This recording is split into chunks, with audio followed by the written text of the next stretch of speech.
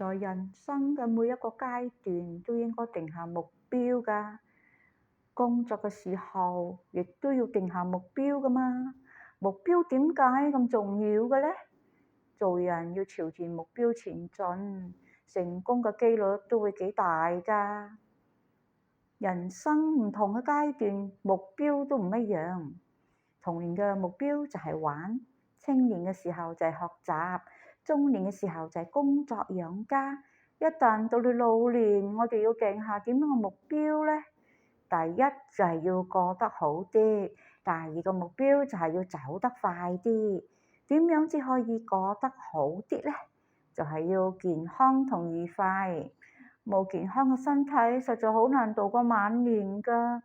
知識就係健康，你身體有問題，只有你自己知道。多啲去做一啲手術，多啲去研究，去了解一下。以前嘅老人家總係愛用偏方治療去保健嘅，基本上佢哋都冇太多嘅知識，靠偏方，靠成藥。有咗相關嘅知識，除咗可以保健，可以預防，甚至可以自救㗎。